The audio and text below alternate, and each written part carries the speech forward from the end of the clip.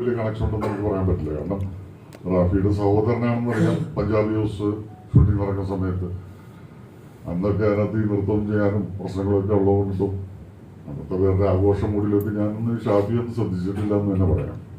അങ്ങനെ പ്രത്യേകിച്ചൊരു കൂടുതലുണ്ടായിരുന്ന assistance റാഫിയുടെ assistant ആണെന്നറിയാം, അല്ല അനുജനാണെന്നറിയാം എന്നുള്ളതിനെ പറ്റി പുള്ളിയായിട്ട് അങ്ങനെ വലിയ അടുപ്പമൊന്നും കാര്യങ്ങളും ഉണ്ടായിട്ട് എനിക്ക് ഓർമ്മയില്ല.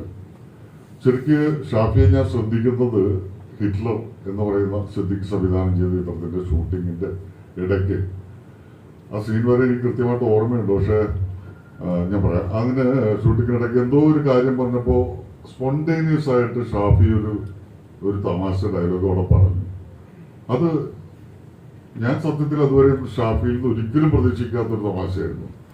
എല്ലാവരും യൂണിറ്റുള്ള എല്ലാവരും പൊട്ടിച്ചിരിച്ചു. അതപ്പം തന്നെ അതിനകത്തേക്ക് ജോയിൻ ചെയ്യാൻ തീരുമാനിച്ചു. ഞാൻ ഈ തമാശ ഒരുപാട് പേരെടുത്ത് പറഞ്ഞിട്ടുണ്ട് ഷാഫി ഇങ്ങനെ പറഞ്ഞ കാര്യം. പക്ഷെ എനിക്ക് കുറച്ച് ദിവസങ്ങളായിട്ട് ഇതിനെപ്പറ്റി ആലോചിക്കാൻ തുടങ്ങിയതിന് ശേഷം അതെന്തായിരുന്നു ആ തമാശ എന്ന് എനിക്ക് കൃത്യമായിട്ട് ഓർമ്മ വരുന്നില്ല. ഹിറ്റ്ലർ പടമിട്ട് കഴിഞ്ഞാൽ എനിക്ക് ഓർമ്മ വരും. അങ്ങനെ ആ ഒരു തമാശ പറഞ്ഞതിനകത്ത് ഒന്ന് ക്ലിക്കായിട്ടാണ് ഞാനൊന്ന് വൈകിട്ട് റൂമിൽ ചെന്നപ്പോൾ സിദ്ദിഖിനടുത്ത് ചോദിച്ചു, സിദ്ദിഖ് ഈ ഷാഫി ആള് കൊള്ളാലോ എന്ന് പറഞ്ഞപ്പോൾ സിദ്ദിഖ് പറഞ്ഞു, ആടോ ഓമെടുക്കനാണ് എനിക്കറിയാം, എനിക്കറിയില്ല മിമിക്രി എന്നാണ്.